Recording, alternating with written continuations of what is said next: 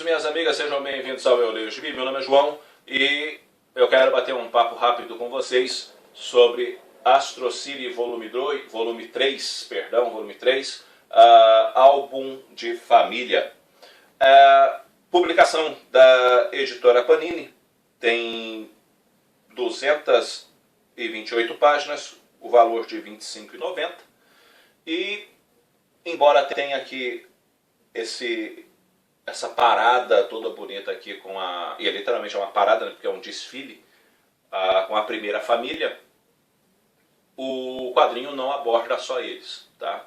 Na verdade, o quadrinho aborda a temática familiar, por isso álbum de família. E aí nós vamos ter uma variação de histórias por causa disso. Abre a publicação uma história chamada Bem-vindo a Astro City, onde uma família, um senhor com suas filhas se mudam para Astro City e ele se depara, ele está querendo recomeçar a vida, está querendo dar-se uma nova chance porque ele se separou e tudo mais, a situação de reconstrução é necessária na vida dele, mas ele se depara com uma cidade bastante complicada por causa dos super-heróis e dos super-vilões, e ele acaba inclusive pensando em não ficar ali por causa da tensão trazida por isso daí. Só que ele descobre na população de Astro City um refrigério e que Astro City pode ser sim o lugar de mudança apropriado para a vida dele. Uma história fascinante, uma história muito bem contada e que coloca assim a gente dentro daquela perspectiva de um novo começo, de uma nova possibilidade, de uma nova chance para que a nossa vida dê certo. Depois nós temos aí duas histórias, um arco bem curtinho, tratando especificamente aí sim da primeira família, mas no caso, mais especificamente, a história vai se deter com a situação da Astra. A Astra é uma menina e ela tem 10 anos e como ela vive nesse mundo de super-heróis, ela não prova a vida de criança, né? É tudo muito cobrado, é tudo muito complicado, é tudo muito difícil para ela.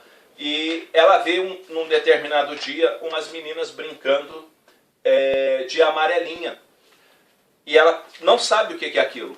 E aquilo a preocupa, ela fica com a cabeça quente, porque ela quer saber o que é aquilo ali. E ela pergunta para a mãe dela, e a mãe dela fala, aquilo ali é amarelinha. E ela fala assim, e como é que brinca? E a mãe dela não sabe brincar de amarelinha, porque também teve toda a vida tomada por esse lado heróico. E deixou de se relacionar com a tal do povo, se relacionar com o povo, com pessoas comuns. E a Asa então resolve partir para uma aventura sozinha, que é aprender brincar de amarelinha. E cara, é incrível a história. Você vê ela indo atrás, ela dando jeito, ela conhecendo crianças, justamente para aprender a fazer aquilo, e ela consegue, e o jeito que consegue é bacana. Existe o outro lado também da família que está muito preocupada, procurando por ela, sem saber o que fazer, onde é que ela está, meu Deus, até que as histórias se encontram, e gente, é fascinante a história, é pura e simplesmente fascinante. A ideia dessa menina estar descobrindo o mundo, e também é fascinante a família se aperceber que está errando na maneira de educá-la, porque precisa fazer ajustes para que ela não cresça alienada dos outros. É muito bacana a história, vale muito a pena. Depois tem uma história que é um one shot, tá? Que é uma historinha só, que tem como protagonista um super vilão, que é o sucateiro, que é um senhor que foi dispensado do serviço dele por causa da idade. Ele se revoltou e começou a cometer crimes, e ele comete o tal do crime perfeito. E é um crime perfeito porque ninguém acha a pista do que aconteceu. E parece que isso acabou incomodando ele também, porque ele sai nessa procura, né, de reconhecimento. Poxa, eu estou fazendo as coisas agora, nem reconhecimento eu estou tendo, nem dos crimes que eu cometo.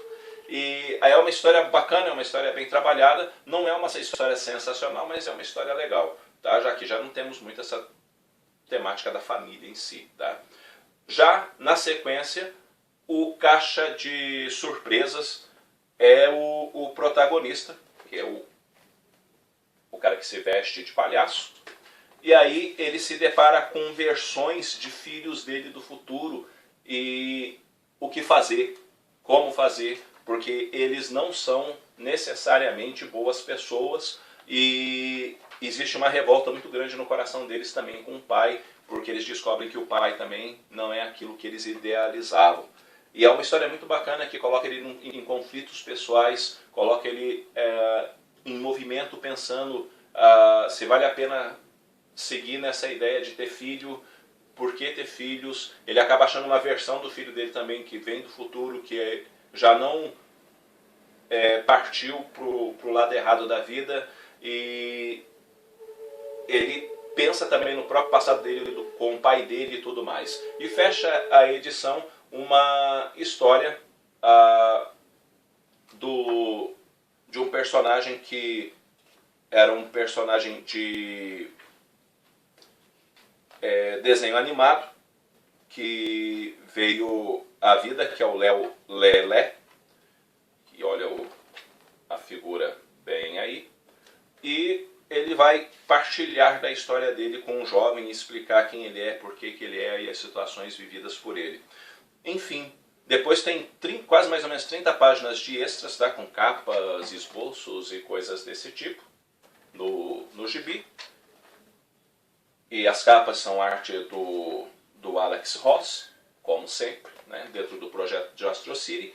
E, em resumo, juntando tudo, essa edição é uma edição que te faz dar uma pensada sobre recomeço, sobre sua utilidade no mundo, sobre construção familiar, sobre a maneira em que nós educamos os filhos, como os filhos estão percebendo o mundo, entre outras coisas desse tipo. É uma edição muito bacana, não é a melhor, porque para mim ainda melhor é o segundo volume de Astro City, mas essa daqui vale muito a pena, material que eu recomendo demais. Leiam isso daqui que é encantador essa história, tá? Dou uma nota 8,5 para esse material e recomendo o Astro City como um todo, não só esse volume, mas esse volume vale muito a pena, prende a atenção do começo ao fim, a tal da boa história está contada aqui dentro. Bom galera, é isso daí, eu espero que vocês tenham gostado desse vídeo.